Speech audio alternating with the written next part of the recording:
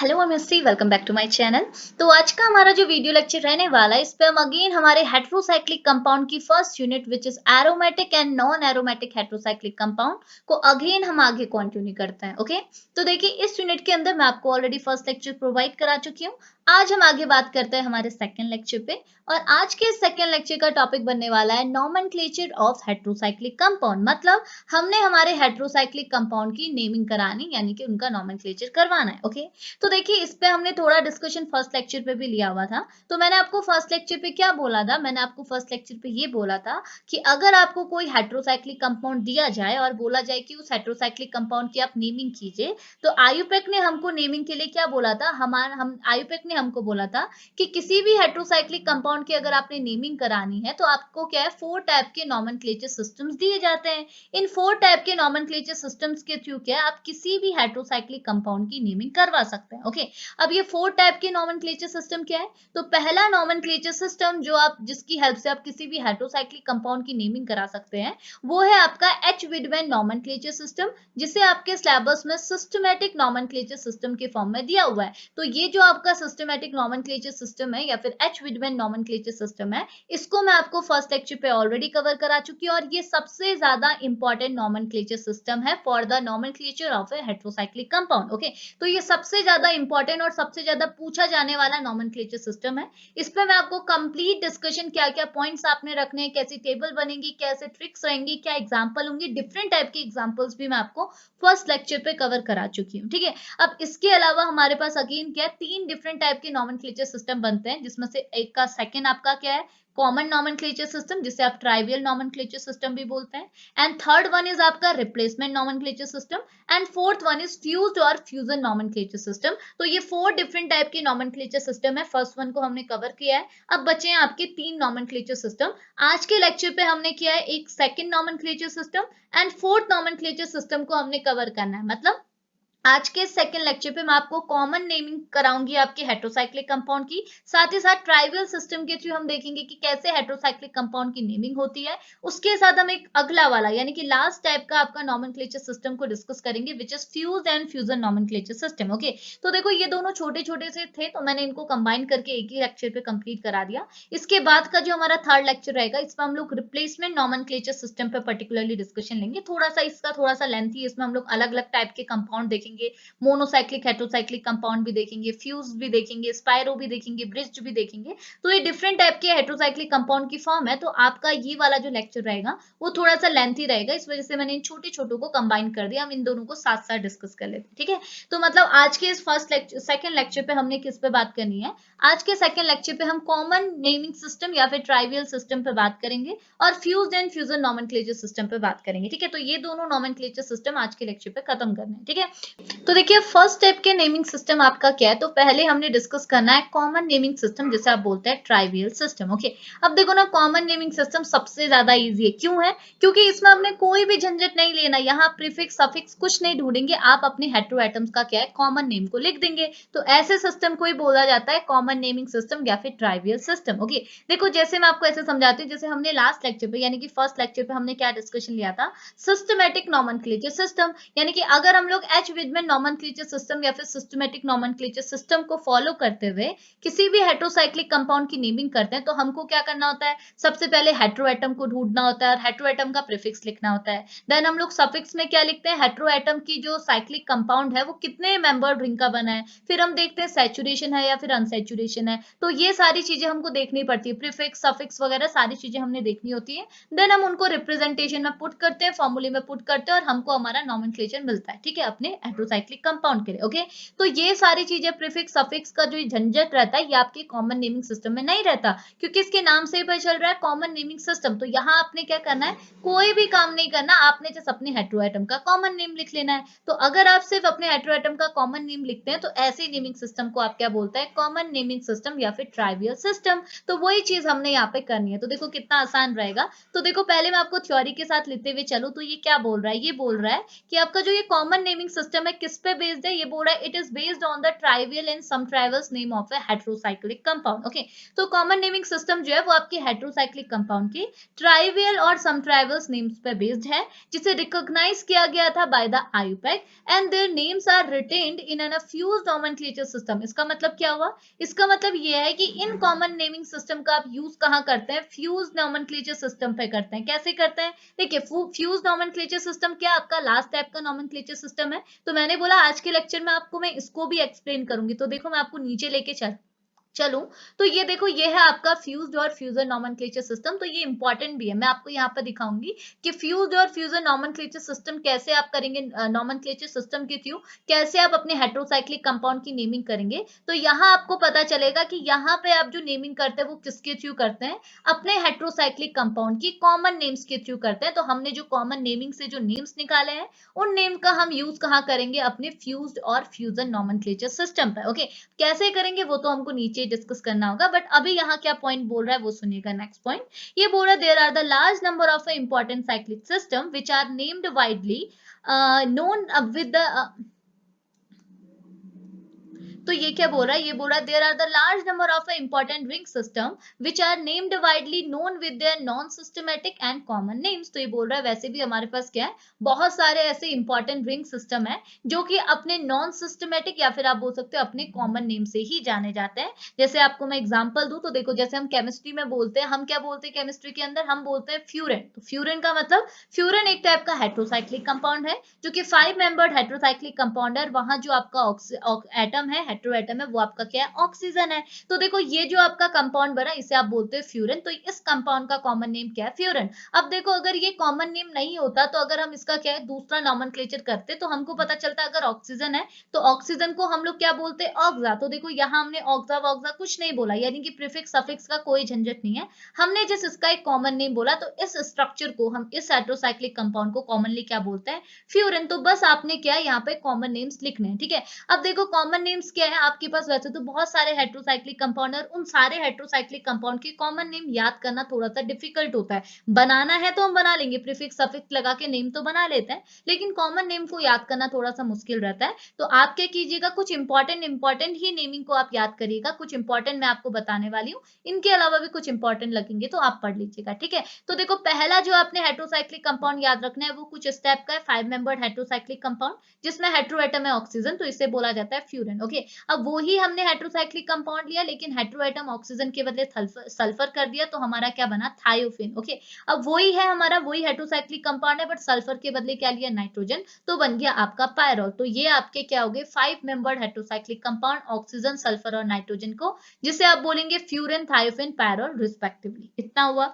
इसके बाद देखो 5 मेंबर्ड से अगर हम लोग 6 मेंबर्ड पे जाए तो 6 मेंबर्ड की हमारे पास रिंग है, हेटेरोसाइक्लिक रिंग, जिसमें हमारा हेटेरो एटम है नाइट्रोजन। तो ऐसे टाइप की हेटेरोसाइक्लिक कंपाउंड को हम क्या बोलते हैं, पायरिडिन। तो ये पायरिडिन क्या है, इस हेटेरोसाइक्लिक कंपाउंड का कॉमन नेम है। इतनी चीज क्लियर आई। अब आगे बात करते हैं, देखो इसके बाद क्या हो गया, नेक्स्ट आता है आपका पायरिडाजिन, ठीक है। पायरिडाजिन क्या है, ये भी आपका एक टाइप का हेटेरोसाइक्लिक कंपाउंड का कॉमन नेम है, बट कैसे हेटेरोसाइक्लिक कंपाउंड का कॉमन नेम है, ये क्या है, एक 6 मेंबर्ड की हेटेरोसाइक्लिक कंपाउंड है जैसे आपकी पायरिडिन थी, लेकिन पायरिडिन के केस में आपके पास जो हेटेरो एटम थे वो एक थे, और इस केस में हेटेरो एटम कितने हो गए, 2 हो गए। तो आपका क्या हो गया, कॉमन नेम भी बदल गया, वरी कर गया, ठीक है। तो ये आपका एक नेक्स्ट हो गया। अगला क्या है आपका इंडोल। तो इंडोल के केस में आपने क्या किया, देखो इंडोल में आपने क्या किया, अपने पायरोल को ही लिया। तो देखो ये आपका पायरोल है, 5 मेंबर्ड रिंग है, किसकी, नाइट्रोजन की। तो देखो ये भी आपकी 5 मेंबर्ड रिंग है, किसकी है, नाइट्रोजन की। डबल बॉन्ड भी आपके बराबर है, ये डबल बॉन्ड यहाँ, इट मीन दोनों साइड डबल बॉन्ड है, ठीक है।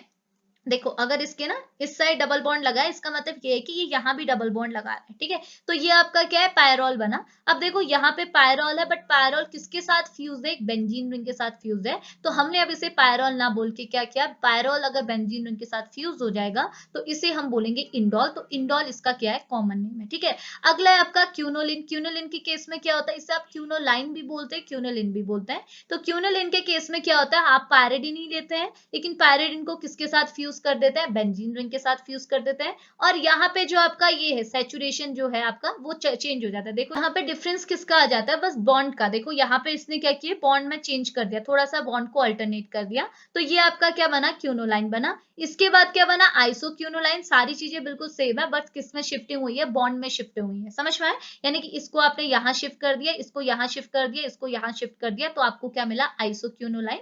तो ये आपका क्या है, सेम हो गए। ठीक है, अगला है आपका क्यूमेरिन। क्यूमेरिन के स्ट्रक्चर में क्या होता है, इसमें आपको क्या है, एक बेंजीन रिंग देखने को मिलती है, और ये बेंजीन रिंग किसके साथ फ्यूज होती है, एक 6 मेंबर्ड आपकी हेट्रोसाइक्लिक कंपाउंड है, जिसमें आपका हेट्रो एटम है ऑक्सीजन, और ऑक्सीजन के साथ साथ इसके पास क्या होता है, कीटोनिक ग्रुप भी अटैच होता है, ये C double bond O group भी अटैच होता है, इसे आप बोलते हैं क्यूमेरिन। तो ये गिने चुने कुछ मैंने इंपॉर्टेंट आपके heterocyclic compound with common names उनके साथ लिखे हुए हैं, तो आप इनको ऐड कर लीजिएगा। इनके अलावा कोई एडिशनल होंगे तो आप उनको भी ऐड कर दीजिएगा। तो कॉमन नेमिंग सिस्टम में कुछ नहीं है, आपने बस कॉमन नेम्स लिखने हैं, दैट्स इट। ओके, अब इसके बाद आगे बात करते हैं हमारे इंपॉर्टेंट टॉपिक पे, जो है आपका फ्यूज या फिर फ्यूजन नॉमेनक्लेचर सिस्टम। तो अब ये फ्यूज और फ्यूजन नॉमेनक्लेचर सिस्टम में क्या होता है वो मेरे को आपको बताने दो। ठीक है, अब हम लोग बात करते हैं सबसे पहले कि ये फ्यूज और फ्यूजन नॉमेनक्लेचर सिस्टम का आप यूज करके कैसे अपने हेट्रोसाइक्लिक कंपाउंड की नेमिंग करवा पाएंगे। ठीक है, तो देखो सबसे पहले नेमिंग कैसे करनी है, ये सारी चीजें जानने से पहले सबसे पहले मैं आपको ये बताती हूँ कि इस फ्यूज और फ्यूजन नॉमेनक्लेचर सिस्टम का आप यूज कहाँ करेंगे। यानी कि हर टाइप के हेट्रोसाइक्लिक कंपाउंड में तो ये सिस्टम जो है एप्लीकेबल नहीं होगा। जैसे मैंने आपको ऊपर भी बताया था, जब हमने क्या है सिस्टमैटिक नॉमेनक्लेचर सिस्टम की बात की थी, तो मैंने बोला ये सिस्टमैटिक नॉमेनक्लेचर सिस्टम सिर्फ मोनोसाइक्लिक हेट्रोसाइक्लिक कंपाउंड के लिए एप्लीकेबल है। यानी कि ऐसी हेट्रोसाइक्लिक कंपाउंड जहां आपको एक सिंगल रिंग देखने को मिल रही है, ऐसे ही कंपाउंड के लिए आप एप्लीकेबल करते हैं इस टाइप का नॉमेनक्लेचर सिस्टम। अगर आप इस नॉमेनक्लेचर सिस्टम के थ्रू किसी हेट्रोसाइक्लिक कंपाउंड की नेमिंग कराना चाहते हैं, तो वो हेट्रोसाइक्लिक कंपाउंड क्या होगा, मोनोसाइक्लिक होगा, एक सिंगल साइकिल का बना होना चाहिए। सिमिलरली क्या है, अगर आप फ्यूज्ड या फिर फ्यूजन नॉमेनक्लेचर सिस्टम का यूज करते हैं, तो आपका जो हेट्रोसाइक्लिक कंपाउंड है वो आपका कैसा होना चाहिए, फ्यूज्ड होना चाहिए। फ्यूज्ड का क्या मतलब है, देखिए मैंने जैसे आपको ऊपर भी एग्जांपल्स करवाए थे, मैंने यहाँ पे दिखाया कि यहाँ जो मैंने आपको एग्जांपल दिखाया, जैसे इंडोल दिखाया, क्यूनेलाइन दिखाया, आइसो दिखाया, क्यूमेरिन दिखाया, ये सारे जो एग्जांपल है वो एक टाइप के फ्यूज्ड हेट्रोसाइक्लिक कंपाउंड के एग्जांपल हैं। कैसे, क्योंकि आप देख सकते हैं इन सारे स्ट्रक्चर में आपके पास क्या है, एक बेंजीन रिंग है, और ये बेंजीन रिंग क्या है, दूसरी रिंग के साथ, दूसरी हेट्रोसाइक्लिक रिंग के साथ फ्यूज्ड है। यानी कि यहाँ पे दो रिंग के बीच में क्या हो रहा है, फ्यूजन हुआ है, दो रिंग आपस में जुड़ी हुई है। तो इन सारे एग्जांपल पे 1 2 3 4 इन सारे एग्जांपल पे आपको क्या देखने को मिल रहा है, दो अलग अलग टाइप की आपकी रिंग्स हैं, और ये दोनों अलग अलग रिंग्स क्या आपस में फ्यूज्ड है। लेकिन इनके अलावा अगर आप ऊपर के एग्जांपल्स देखेंगे, तो यहाँ पे आपको क्या देखने को मिलेगा, ये रिंग्स क्या अकेली अकेली है, किसी के साथ फ्यूज नहीं है। तो इन रिंग के लिए क्या है, कभी भी आप नेमिंग नहीं करा सकते किसकी हेल्प से, फ्यूज्ड और फ्यूजन नॉमेनक्लेचर सिस्टम के थ्रू आप इन टाइप की, ये जो सिंगल वाली जो आपकी हेट्रोसाइक्लिक रिंग है, इनकी नेमिंग नहीं करा सकते। सिर्फ उन साइक्लिक रिंग की, उन हेट्रोसाइक्लिक कंपाउंड की नेमिंग करा सकते हैं जहां पे आपको फ्यूजन देखने को मिल रहा है। अब 2 रिंग का फ्यूजन हो, 3 का हो, 4 को हो, या फिर कितनी भी रिंग का फ्यूजन हो, होना चाहिए, मतलब दो रिंग आपस में जुड़ी हुई होनी चाहिए, इतनी चीज आई। अब देखो जैसे इस टाइप की हेट्रोसाइक्लिक रिंग में फ्यूज्ड या फिर फ्यूजन नॉमेनक्लेचर सिस्टम एप्लीकेबल नहीं है, तो कौन एप्लीकेबल होगा, यहाँ पे एप्लीकेबल होगा आपका systematic nomenclature system, because systematic nomenclature system monocyclic ring के लिए एप्लीकेबल होता है। तो अगर इनकी नेमिंग करनी है तो आप यहाँ पर को एच विडमैन नॉमेनक्लेचर का यूज कर सकते हो। अगर इनकी करनी है, तो अगर यहाँ पर इनकी नेमिंग करनी है, तो आप यहाँ पर को फ्यूजन नॉमेनक्लेचर सिस्टम का यूज करेंगे। ठीक है, तो इतनी चीज तो समझ में आई कि हमारा जो फ्यूजन नॉमेनक्लेचर सिस्टम है वो हर जगह एप्लीकेबल नहीं होगा, फ्यूज्ड कंपाउंड या फिर फ्यूज्ड हेट्रोसाइक्लिक कंपाउंड के लिए ही एप्लीकेबल होगा। ओके, इतना तो आया। अब बात करते हैं कि नेमिंग होगी कैसे। तो आपने नेमिंग के लिए क्या करनी है ना, अपने फ्यूज्ड कंपाउंड को दो कंपोनेंट में तोड़ना है। ठीक है, और दो कंपोनेंट में से पहले कंपोनेंट को आप बोलोगे बेस कंपोनेंट, और दूसरे कंपोनेंट को आप क्या बोलोगे, अटैच्ड कंपोनेंट। ओके, अब बात आती है कि किसको आप बेस्ड बोलोगे, किसको आप अटैच बोलोगे। क्यों, क्योंकि देखो जो आपका बेस कंपोनेंट होता है वो आपका क्या होता है, सफिक्स होता है, और जो आपका अटैच कंपोनेंट होता है वो आपका क्या होता है, प्रीफिक्स होता है। तो आपको पता है कि आपका जो प्रीफिक्स है वो आपका पहला लगेगा, सफिक्स आपका क्या होगा, बाद में लगेगा। तो देखो आपको क्या प्रीफिक्स सफिक्स यहाँ भी निकालना है। आपने कैसे निकालेंगे प्रीफिक्स सफिक्स, अपने फ्यूज्ड कंपाउंड को क्या है, दो कंपोनेंट में तोड़ेंगे, एक कंपोनेंट को बेस बोलेंगे, एक को आप बोलोगे अटैच कंपाउंड, और जो आपका बेस वाला पोर्शन होगा, जो बेस वाला पार्ट होगा, उसे आप सफिक्स बोलेंगे, तो उसके नाम को आप सफिक्स में लिखेंगे, और अटैच वाले कंपोनेंट को आप क्या बोलोगे, प्रीफिक्स बोलोगे, और उसके नाम को प्रीफिक्स में लिखोगे। कैसे, देखो मैंने एक नीचे एक रफ एग्जांपल पहले मैंने आपको दिया, इसके बाद मैं आपको एग्जांपल कराऊंगी, पहले हमको रूल्स डिस्कस करना है, देन हम एग्जांपल्स देखेंगे। पहले मैं जस्ट आपको क्या है एक सिंपल सा रिप्रेजेंटेशन दिखाने के लिए मैं आपको ये एग्जांपल दिखा रही हूँ। ठीक है, तो देखो ये जो आपका एग्जांपल है, इसकी नेमिंग सपोज आपको नहीं पता है, इसकी नेमिंग आपने निकाली और आप देख रहे हैं ये एक टाइप का फ्यूज कंपाउंड है, इसकी नेमिंग एक्चुअल में क्या है, इसे आप बेंजोथायोजोल बोलते हैं। बट अगर आपको ये पता नहीं है कि इसका नाम बेंजोथायोजोल है, आपने निकालना है, तो आप क्या करेंगे, सबसे पहले देखेंगे कि ये जो आपका हेटेरोसाइक्लिक कंपाउंड है वो फ्यूज्ड है, तो फ्यूज के लिए हम लोग फ्यूजन नोमेनक्लेचर सिस्टम लगाएंगे। तो फ्यूजन नोमेनक्लेचर में सिस्टम में क्या करते हैं, आप अपने कंपाउंड को दो कंपोनेंट में ब्रेक करते हैं। तो आपने इसे दो कंपोनेंट में ब्रेक किया, दो कंपोनेंट में कैसे ब्रेक किया, आपने इन कंपोनेंट को क्या बीच से हाफ कर दिया। आप देख सकते हैं ये दो रिंग में टूट सकता है, एक रिंग आपकी क्या बनेगी, बेंजीन बनेगी, देखो ये आपकी बनी बेंजीन, ओके। और ये जो दूसरी बची ये से आप क्या बोलते हैं, थायाजोल, ये इनकी क्या है कॉमन नेम्स है। हमने यहाँ पर बेंजीन में कोई प्रीफिक्स सफिक्स नहीं देखा, ना थायाजोल में कुछ देखा, ये इनके क्या है कॉमन नेम है, इसे आप बेंजीन कैसे, इसे आप बोलते हैं थायाजोल। तो हमने क्या किया, अपने कंपाउंड को जो आपका फ्यूज कंपाउंड था इसे अपने दोनों पार्ट में तोड़ा, बेंजीन को साइड कर दिया, यानी कि दोनों रिंग जो फ्यूज हुई थी उन्हें अलग अलग कर दिया, बेंजीन को साइड कर दिया, थायाजोल को साइड कर दिया। अब मुझे कैसे पता चला कि इस बेंजीन को मैं अटैच बोल रही हूँ और इस थायाजोल को मैं बेस बोल रही हूँ, आप देख सकते हैं मैंने यहाँ पे लिखा है बेंजीन के नीचे क्या लिखा है कि ये आपका अटैच कंपोनेंट है, बेंजीन हमारा अटैच कंपोनेंट है। और अगर ये अटैच कंपोनेंट है तो इसको मैं एज अ प्रीफिक्स की तरह यूज करूंगी। और ये जो मेरा थायाजोल है ये मेरा बेस कंपोनेंट है, इसको मैं एज अ सफिक्स की तरह यूज करूंगी। तो देखो अगर ये आपका प्रीफिक्स है तो मैं इसे पहले लिखूंगी, तो मैंने बेंजीन को क्या किस में कन्वर्ट कर दिया, बेंजो में कन्वर्ट कर दिया। और थायाजोल जो कि आपका सफिक्स है इसे एज इट इज लिख दिया थायाजोल। तो ये आपका जो कंपाउंड है इसका नाम क्या बन गया, बेंजोथायाजोल, ओके। अब क्वेश्चन आपका यहाँ से अराइज होता है कि क्यों मैंने आपकी बेंजीन को अटैच कंपाउंड बोला और थायाजोल को बेस कंपाउंड बोला। मेरी मर्जी, तो मैं बेंजीन को क्या बोल सकती थी, बेस बोल सकती थी, और थायाजोल को क्या बोल सकती थी, अटैच बोल सकती थी, ठीक है।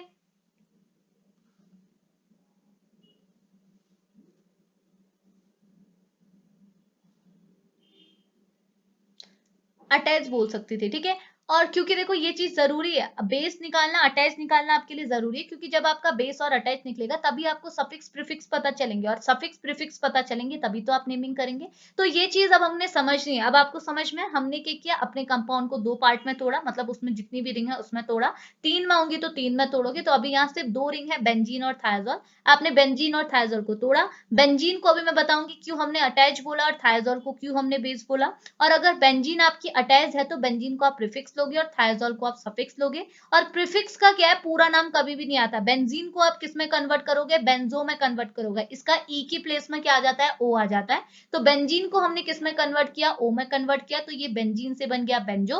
और आपका सफिक्स जो है वो एज इट इज रहेगा, थायाजोल को थायाजोलो वगैरह कुछ नहीं कहोगे, आप सिर्फ थायाजोल को क्या थायाजोल लिखोगे और आपका बेंजीन मतलब इस फ्यूज कंपाउंड का नाम बन जाएगा बेंजोथायाजोल। इतनी चीज आई, तो बस इतना करना। अब बात आती है कि हम कैसे पता करेंगे कि बेंजीन अटैच है और थायाजोल बेस है। तो इसके लिए क्या आपको कुछ रूल्स पढ़ने पड़ेंगे, वो रूल्स क्या है, तो यहाँ पे लिखा हुआ है, ये क्या बोल रहा है, now question arise which is a base component and which is a attach component. अब हमारे पास क्वेश्चन आता है कि हमने इसको इनमें से बेंजीन को क्यों अटैच बोला और थायाजोल को क्यों बेस बोला। तो इसके लिए क्या है, हमने यहाँ पे 8 रूल्स को मैं आपको डिस्कस कराऊंगी कि आपको कैसे पता चलेगा कि आपकी फ्यूज्ड रिंग में कौन आपका बेस है कौन आपका अटैच रिंग है, ठीक है। तो वो रूल्स आपको कुछ इस तरीके से डिस्कस करना है। तो देखो पहला रूल आपको क्या बोल रहा है, तो पहला रूल आपका ये बनना चाहिए, ठीक है, ये ऊपर नीचे हो गया, आपका पहला रूल ये बनना चाहिए। पहला रूल आपको क्या बोल रहा है, in a carbocyclic heterocyclic compound the base component having a heteroatom. इसका मतलब क्या है, ये बोल रहा है अगर आपके पास कोई फ्यूज रिंग है और उस फ्यूज रिंग में एक रिंग तो आपकी क्या है, कार्बोसाइक्लिक है, कार्बोसाइक्लिक मतलब साइक्लिक रिंग है, बट किसकी बनी है, सिर्फ कार्बन की बनी है। और दूसरी रिंग आपकी कौन सी है, जिसमें हेट्रोएटम प्रेजेंट है, तो आप उस रिंग को बेस कंपोनेंट बोलेंगे जिसके पास हेट्रोएटम है। तो देख सकते हैं मैंने एग्जांपल भी बनाया, एक इसमें ये जो फ्यूज रिंग है, देखो दो रिंग है, इसमें आप बोल सकते हैं जो आपकी ये पहली वाली रिंग है, रिंग ए अगर मैं बोलूं तो इसमें सिर्फ कार्बन ही कार्बन प्रेजेंट है, ये आपकी कार्बोसाइक्लिक रिंग है। लेकिन अगर आप रिंग बी को देखेंगे, ये अगर रिंग बी है तो इसमें कार्बन के साथ साथ हेट्रोएटम भी प्रेजेंट है। तो हमने क्या बोला, अगर जिस रिंग में हेट्रोएटम प्रेजेंट है उसे आप बेस बोलो, और उसके अलावा जो छूटी हुई रिंग है उसे आप अटैच रिंग बोलो। तो देखो हमने भी तो यही किया, हमने फर्स्ट रूल को फॉलो किया और हमने बोला कि इन दोनों रिंग में एक जो रिंग ए है ये आपकी क्या है, कार्बोसाइक्लिक है, इसमें सिर्फ कार्बन है, हेट्रोएटम नहीं है। लेकिन अगर आप इसको देखेंगे तो इसमें आपके दो हेट्रोएटम है। तो मतलब क्या हो गया, प्रेफरेंस किसको मिलेगी, बी को मिलेगी, यानी कि बी हमारा क्या होगा, यानी कि थायाजोल हमारा बेस बन गया और बेंजीन बन गया अटैच। तो इस वजह से हमने इसको बेस बोला, इसको अटैच बोला, और इन्हीं के बेसिस पे हमने इनका नाम रखा, ठीक है। इतना हुआ, अभी जस्ट रूल समझो, नेमिंग हेमिंग हम नीचे देखेंगे, ठीक है। तो पहला रूल ये बना, ठीक है। अब दूसरा रूल अगर हम बोला है कि अगर क्या है दोनों कंपाउंड में, मतलब ये जो दोनों रिंग है, इन दोनों के पास अगर हेटेरो एटम हो तो तब हम क्या करेंगे, तो ये बोल रहा है अगर दोनों के पास हेटेरो एटम है तो उसमें हम लोग नाइट्रोजन कंटेनिंग रिंग को एज अ बेस कंपोनेंट बोलेंगे। यानी कि अगर आपका हेटेरो एटम क्या है, नाइट्रोजन है, तो उसे आप बेस बोलेंगे। तो आप इस स्ट्रक्चर में देख सकते हैं दो फ्यूज रिंग है, मतलब एक फ्यूज रिंग है जिसमें दो रिंग हमारे पास प्रेजेंट है और दोनों में ही हेटेरो एटम है, एक के पास नाइट्रोजन है, एक के पास सल्फर है। तो मैंने क्या बोला, जिसके पास नाइट्रोजन है उसे आप प्रेफरेंस दोगे, चाहे कोई भी हेटेरो एटम हो उसके कंपेयर में, ठीक है। सबसे ज्यादा प्रेफरेंस किसको मिलती है, नाइट्रोजन को मिलती है। अगर किसी साइक्लिक कंपाउंड में नाइट्रोजन है, इट मींस नाइट्रोजन वाली जो रिंग है उसी को आप बेस बोलेंगे। इतना आया। अगला ये दूसरा रूल हो गया, ठीक है। थर्ड रूल क्या बोल रहा है, ध्यान से सुनिएगा। थर्ड रूल ये बोल रहा है, if the both the ring having a hetero atom, अगर दोनों रिंग के पास हेटेरो एटम है, किसके अलावा, other than nitrogen. Other than nitrogen का मतलब क्या है, देखो मैंने आपको क्या बोला, अगर आपकी दोनों रिंग में हेट्रो एटम प्रेजेंट है, ठीक है, तो हेट्रो एटम अगर दोनों रिंग में प्रेजेंट है, तो जहां आपका नाइट्रोजन होगा वहीं पे आपको क्या होगा, उसी को आपने बेस बोलना होगा। ओके, तो पहली प्रेफरेंस तो नाइट्रोजन की जाती है, अगर नाइट्रोजन है तो नाइट्रोजन को ही बेस बोलोगे। अब हमने बोला नाइट्रोजन को छोड़ दें, अगर नाइट्रोजन को साइड करके बचे हुए हेटेरो एटम्स के बीच में कंपटीशन करें कि किसको बेस बोलोगे किसको अटैच बोलोगे, तो ये बोल रहा है उस केस में हम लोग प्रायोरिटी का यूज करेंगे, प्रायोरिटी ऑफ हेटेरो एटम देखेंगे। तो मैंने आपको लास्ट लेक्चर पे आपको प्रायोरिटी के बेसिस पे एटम्स की टेबल्स शो की थी, तो वो ही आपने करना है। तो देखो जैसे एग्जांपल दिया, यहाँ पे आपका पास क्या है, दो आपकी रिंग लगी हुई है, फ्यूज रिंग है, इसमें दो रिंग आपके पास है, एक में सल्फर है एक में ऑक्सीजन। तो आपको पता है प्रायोरिटी ऑक्सीजन की ज्यादा होती है कंपेयर टू सल्फर, तो आप ऑक्सीजन को एज अ बेस कंपोनेंट और सल्फर को एज अ क्या बोलोगे, अटैच कंपाउंड बोलोगे, ठीक है। अब देखो अगर मैं यहाँ पर को सल्फर नहीं लिखती, सल्फर के बदले नाइट्रोजन लिख देती, तो क्या होता, देखो ऑक्सीजन की प्रायोरिटी सबसे ज्यादा है, लेकिन नाइट्रोजन अगर है तो नाइट्रोजन के केस में बेस आप नाइट्रोजन को ही बोलेगी, चाहे आप कोई भी एटम के साथ इसे अटैच करके बैठे हो। इतनी चीज समझ में आए, समझे इतना। अब देखो तीन पॉइंट हम समझ चुके हैं, ठीक है। अब फोर्थ पॉइंट आपको क्या बोल रहा है, ये बोल रहा है compound with a greater number of ring, ठीक है। तो ये बोल रहा है बेस कंपाउंड आप उसको बोलोगे जिसके पास क्या होगा, ज्यादा नंबर की रिंग प्रेजेंट होगी। इसका मतलब क्या है, देखो ये आपका क्या, एक टाइप का थ्री मेंबर्ड रिंग है। ओके, ये थ्री मेंबर्ड रिंग है, इस थ्री मेंबर्ड रिंग को आप तोड़ोगे तो ये थ्री मेंबर्ड रिंग कहां से टूट रही है, यहाँ से टूट रही है। कैसे टूट रही है, इसमें क्या बन रहा है, एक पार्ट ये बन रहा है, ये बेंजीन वाला पार्ट, इसके बगल में आपका ये बन रहा है, ये बना एक पार्ट, ठीक है, जिसको हमने क्या ऊपर भी डिस्कस किया था। ये क्या है, आपका क्यूनोलिन है, ये पूरा कंपाउंड एक है और ये आपका अलग है। तो अगर मेरे पास कुछ इस टाइप की रिंग बनती है, अगर एक मिनट, अगर मेरे पास कुछ इस टाइप की रिंग बनती है, तो ये क्या है, आपकी मोर साइक्लिक है, इसमें आपको ज्यादा नंबर की रिंग देखने को मिल रही है, इसमें आपको कम नंबर की रिंग देखने को मिल रही है, और ये दोनों क्या है, फ्यूज रिंग है। तो मैं किसको बेस बोलूंगी, जिसके पास ज्यादा रिंग है। तो मैं ये जो आपका क्यूनिलिन है, इसको मैं क्या बोलूंगी, बेस बोलूंगी, और इसको क्या बोलूंगी, अटैच कंपाउंड। समझ में, यानी कि ये जो थ्री मेंबर्ड रिंग है, अगर मैं इसे तोड़ू तो मुझे पता चलेगा इसमें क्या है, एक पोर्शन क्या है, ये पूरा क्यूनिलिन का है, ये वाला पोर्शन क्यूनिलिन का है। तो ऑब्वियस सी बात है, इसके पास ज्यादा नंबर की रिंग है, तो इसको मैं क्या बोलूंगी, बेस, और इसको मैं क्या बोलूंगी, अटैच कंपाउंड। इतना आया। नेक्स्ट पॉइंट आपको क्या बोल रहा है, ये बोल रहा है if the fuse heterocyclic ring having a ring of same heteroatom, the larger ring is a base component, ठीक है। तो नेक्स्ट क्या बोल रहा है, ये बोल रहा है if a fuse heterocyclic ring,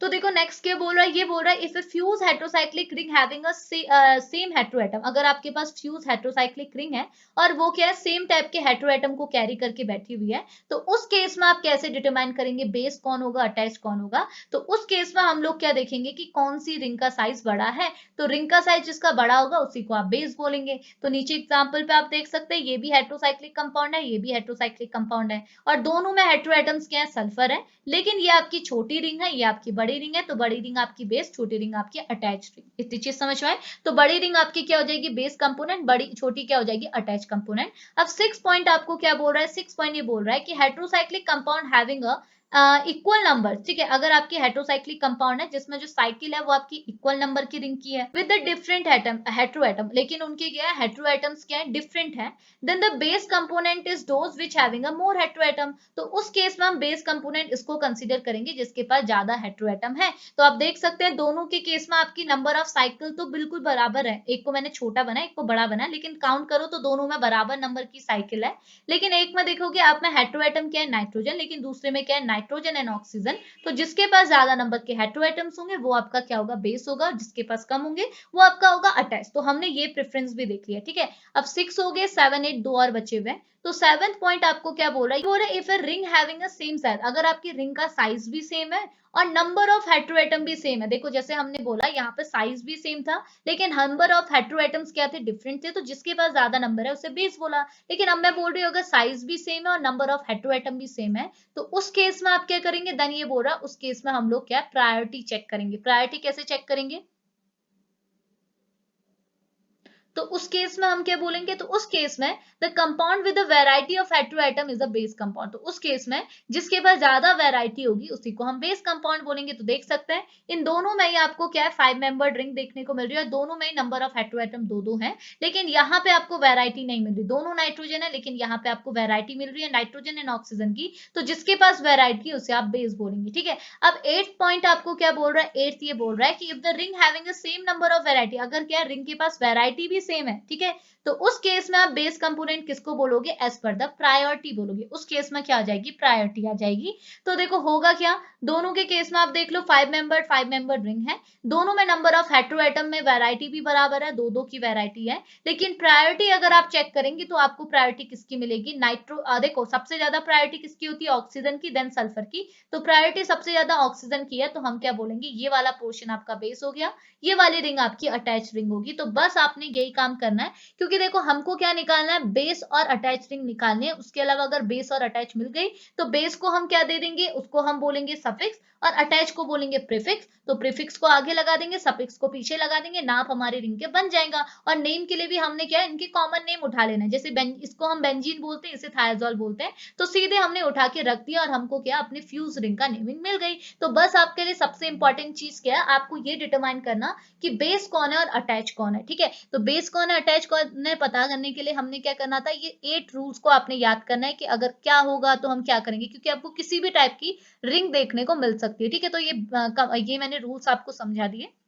अब हम आगे बात करते हैं। अब देखिए अब हम लोग आ जाते हैं रूल्स फॉर नेमिंग। अब हम लोग क्या है नेमिंग करना सीखते हैं, विद एग्जांपल मैं आपको समझाती हूँ। लेकिन मैं आपको पहले क्या है सिस्टमेटिक वे में शो कर रही हूँ कि इसका रिप्रेजेंटेशन कैसे होगा। तो सबसे पहले ही बोल रहा है, सबसे पहले आपने क्या लिखना है, नेम ऑफ अटैच ग्रुप, क्योंकि आपको पता है अटैच ग्रुप आपका क्या, अटैच कंपाउंड आपका क्या, प्रीफिक्स। तो पहले आप लिखेंगे प्रीफिक्स यानी कि अपना अटैच कंपाउंड का नाम लिखेंगे। उसके बाद क्या लिखेंगे, सफिक्स, सफिक्स मतलब अपने बेस कंपोनेंट का नाम लिखेंगे।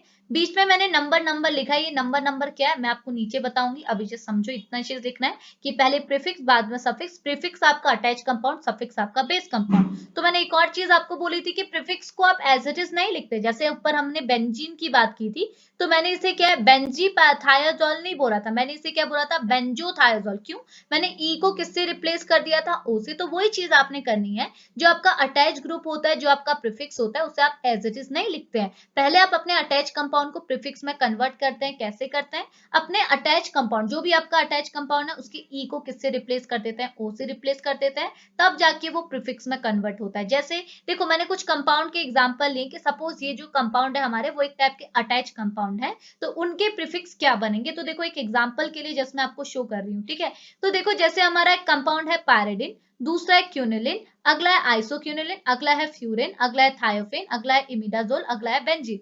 तो ये सारे के सारे सपोज कीजिए हमारे पास अटैच कंपाउंड है, तो इनके प्रीफिक्स हमको क्या मिलेंगे। देखो मैंने क्या किया, ई को किससे रिप्लेस कर दिया, ओ से। यहाँ भी ई को किससे रिप्लेस कर दिया, ओ से।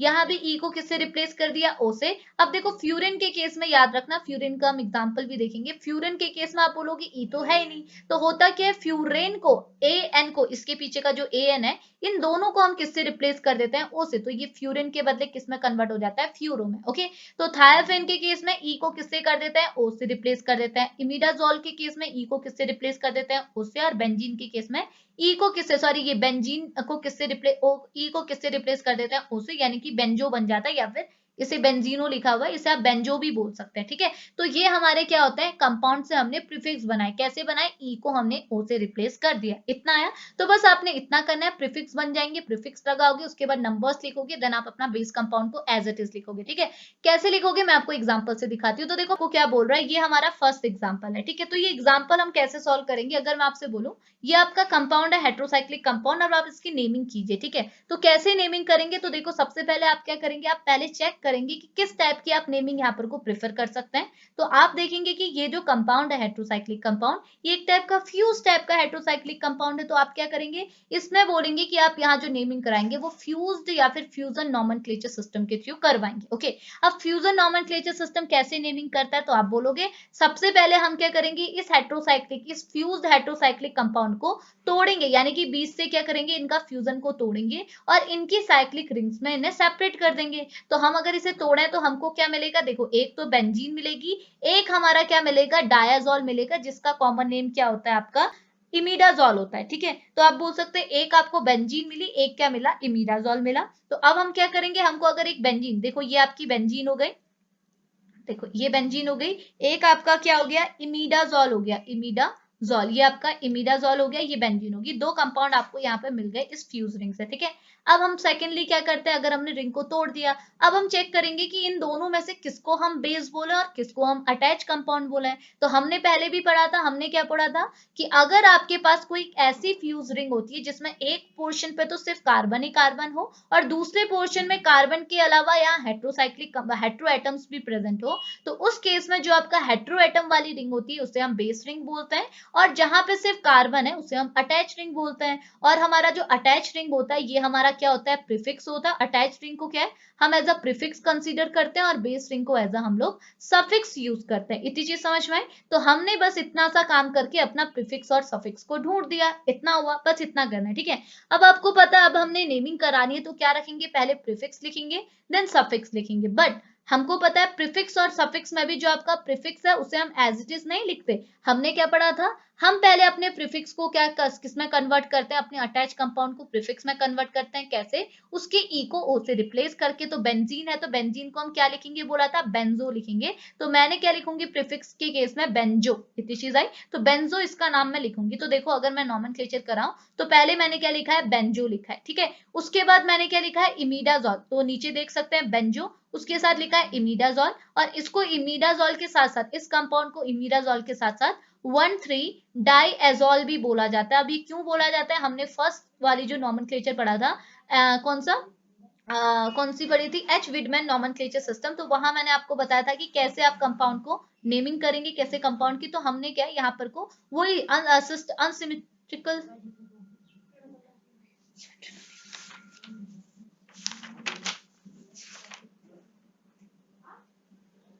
हमने वो यहाँ पे क्या है, सिस्टमेटिक नेमिंग करके इसका नाम क्या निकाला है, 1,3 डायजोल। ठीक है, तो अब देखो हमने क्या, अगर मैं इसका नॉमेनक्लेचर आपको शो करूं तो आपको क्या दिख रहा है, बेंजो दिख रहा है, साफ साफ दिख रहा है, उसके साथ साथ आपको इमिडाजोल दिख रहा है, और ऊपर वाली देखो तो आपको बेंजो दिख रहा है, उसके साथ 1,3 डायजोल मिल रहा है, बट इनके बीच में आपको डीडी देखने को मिल रहा है। तो अब बात आती है कि डीडी का क्या मतलब है। तो देखो डीडी का मतलब क्या है, मैंने आपको क्या बोला, बीच में नंबर नंबर आपको लिखना होता है, तो ये नंबर नंबर से ही आपका क्या आया है, डी आया है स्क्वायर ब्रैकेट के अंदर। ओके, अब ये डी आया कहां से, मैं आपको समझाती हूँ। देखो आपने क्या करना है, मैं इनको इरेज करती हूँ, एक मिनट रुकिएगा। तो देखो आप क्या करेंगे, आपने पहले क्या करना है, अपना प्रीफिक्स लिख देना है एज इट इज। ठीक है, अब प्रीफिक्स का कोई रोल नहीं है, सारा काम किसका है, बेस का है। तो हम क्या करेंगे, बेस में पहले नंबरिंग करेंगे। ठीक है, तो नंबरिंग हम यहाँ पर को क्या करेंगे, ए 1 2 3 4 वाली नंबरिंग नहीं करेंगे, ए बी सी डी वाली नंबरिंग करेंगे। तो देखो ऑब्वियस सी बात है, इस वाले नाइट्रोजन को मैं ए बोलूंगी, इसको मैं बोलूंगी देन बी, इसको मैं बोलूंगी सी, इसको मैं बोलूंगी डी। इसका मतलब क्या है, अगर मैं इसको ए बोल रही हूँ तो ये दूसरा नाइट्रोजन मेरा सी में है, तो देखो ना मैं यहां से भी जा सकती थी, ए इसको बोला, इसे बी बोलती, इसे सी बोलती, तो इसे डी बोलती। ठीक है, तो एक बार आपका जो नाइट्रोजन है इसे सी मिल रहा है, एक बार मिल रहा है डी। अगर आप कहाँ जा रहे हैं, एंटी क्लॉकवाइज जा रहे हैं, इस डायरेक्शन में जा रहे हैं तो सी मिल रहा है, अगर इस डायरेक्शन में जा रहे हैं तो डी मिल रहा है। तो हम किसको प्रिफर करेंगे, सी वाली डायरेक्शन को, यानी कि ए बी सी डी ऐसी वाली डायरेक्शन को प्रिफर करेंगे। तो देखो हुआ क्या, आपने क्या देखना है कि अगर आप जब नंबरिंग करेंगे अल्फाबेटिकली, जब आप नंबरिंग करेंगे, आपने देखना है कि आपका जो बेस है वो अटैच से कौन सी पोजीशन में अटैच है। तो आपने कहा देखा कि आपका जो बेस है वो अटैच से डी वाली पोजीशन से अटैच है, तो आपने क्या लिखा, स्क्वायर ब्रैकेट के अंदर डी। तो बस बन गया आपका, क्या बना, बेंजो डी इमिडाजोल। इसका मतलब बेंजो आपका क्या है, प्रीफिक्स है, और उसके साथ आपका जो बेंजो है वो आपकी अटैच सॉरी बेस रिंग से कौन सी पोजीशन से अटैच है, डी पोजीशन से अटैच है। उसके बाद आपका बेस क्या है, इमिडाजोल, तो आपको क्या बन जाएगा, ये कंपाउंड बन जाएगा। बस इस टाइप से आपने यहाँ पे नेमिंग करनी है, कितना आसान था। बस देखो ये वाला समझे। अब देखो इसके बाद के दो एग्जाम्पल मैं आपको अगेन समझाती हूँ, आपको आसानी से समझ में आ जाएंगे। अब देखिए, अब नेक्स्ट एग्जांपल हम डिस्कस कर लेते हैं। दो और एग्जांपल मैं आपको इसके डिस्कस कराती हूँ। तो देखो पहला एग्जांपल को आप देखो, ये भी आपको देखने को मिल रहा है, ये एक टाइप की फ्यूज हेटेरोसाइक्लिक रिंग है। अब आपसे मैं बोलूँ इस फ्यूज हेटेरोसाइक्लिक रिंग का नेमिंग कीजिए, तो आप क्या करेंगे, सबसे पहले चेक करेंगे कि अगर फ्यूज हेटेरोसाइक्लिक रिंग है तो किस टाइप की नेमिंग यहाँ पे पॉसिबल है। तो हमको पता है यहाँ अगर फ्यूज हेटेरोसाइक्लिक रिंग है तो नेमिंग भी फ्यूजन या फिर फ्यूज नॉमेनक्लेचर सिस्टम की होगी, ठीक है। तो अब अगर हमको यहाँ पर को फ्यूजन नॉमेनक्लेचर सिस्टम एप्लीकेबल करना है, तो फ्यूजन नॉमेनक्लेचर सिस्टम आपसे क्या बोलता है, फ्यूजन नॉमेनक्लेचर सिस्टम ये बोलता है कि अगर आपके पास फ्यूज रिंग है तो सबसे पहले इसको क्या है, इसके कंपोनेंट में तोड़ो, यानी कि ये देखो कि इसमें कौन कौन सी रिंग प्रेजेंट है, आइसोलेटेड रिंग प्रेजेंट है, ठीक है, यानी कि अकेली अकेली कौन सी रिंग प्रेजेंट है। तो देखो अगर मैं इसे तोड़ूं तो मुझे एक बेंजीन रिंग मिलेगी, आप देख सकते हैं ये एक बेंजीन रिंग यहाँ से मिली, एक बेंजीन रिंग मुझे यहाँ से मिली, तो देखो दो बेंजीन रिंग मुझे मिली। इसके साथ साथ मुझे एक जो बीच में, ये बीच में फंसा हुआ जो कंपोनेंट है इसे आप बोलते हैं थायाजिन। तो ये क्या है, बीच में एक हमको थायाजिन भी देखने को मिलेगा, तो ये आपको दो बेंजीन रिंग मिली, एक बीच में आपको थायाजिन देखने को मिला। ओके, अब देखो ना थायाजिन का अगर आप स्ट्रक्चर देखो तो मैंने क्या किया, यहाँ पे दोनों जगह डबल बॉन्ड लगाया, तो ये डबल बॉन्ड कहाँ से आए ये चीज आपको पता है।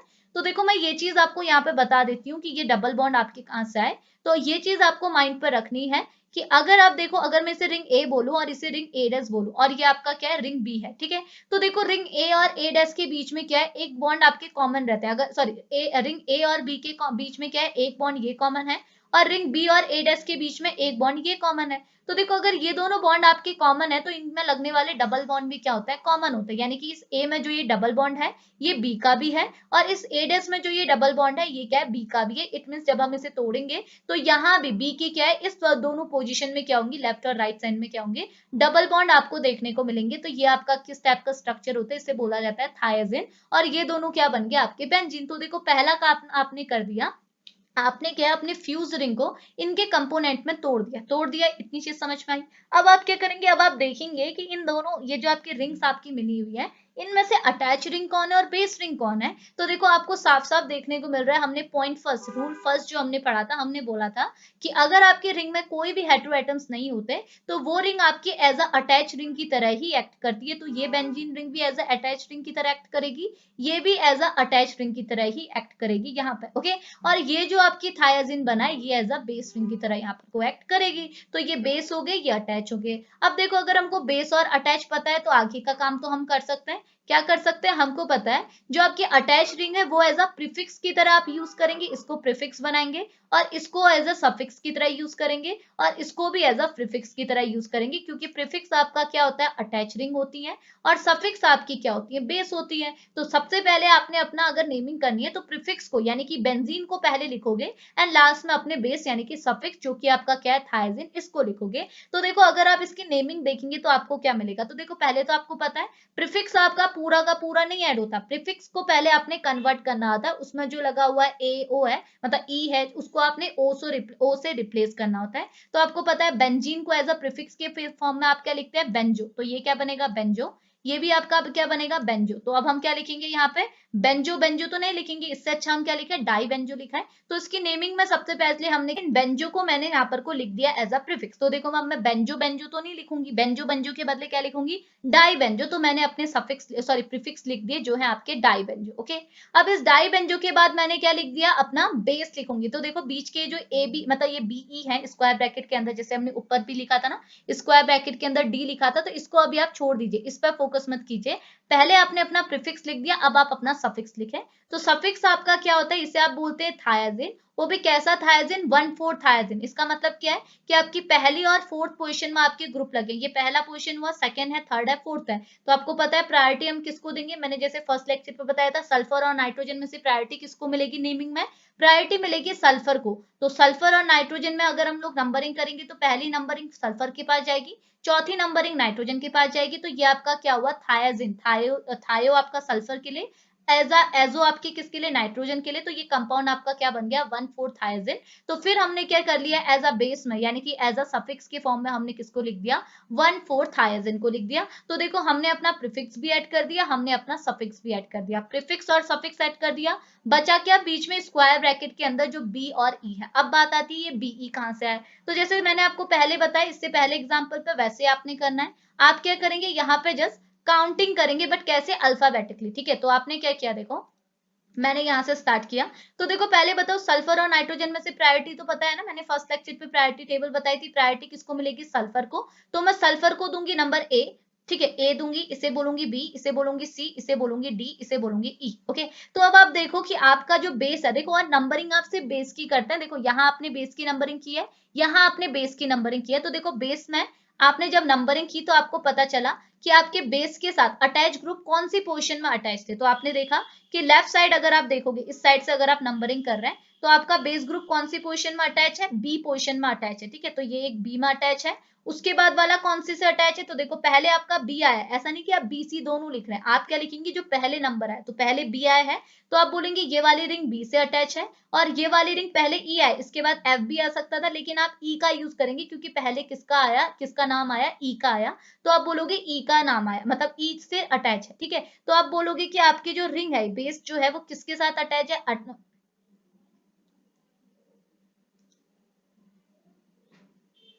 तो आप क्या बोलेंगे, जो आपकी बेस है वो आपके अटैच रिंग के साथ कौन से नंबर के थ्रू अटैच है, बी के साथ और ई के साथ। तो हमने क्या किया, ब्रैकेट, स्क्वायर ब्रैकेट के अंदर पहले बी लिखा, देन ई लिखा। इसका मतलब ये वाली पोजीशन आपकी बी की है और ये वाली पोजीशन आपकी ई की है। इसका समझ में आ रहा ना, कि पहली पोजीशन आपकी बी है, देन आपकी ई है, यानी कि बी पोजीशन और ई पोजीशन से आपके क्या, अटैच ग्रुप आपके बेस के साथ लिंक है। इतनी चीज समझ में, बस ये आपने रिप्रेजेंट करना होता है, ठीक है।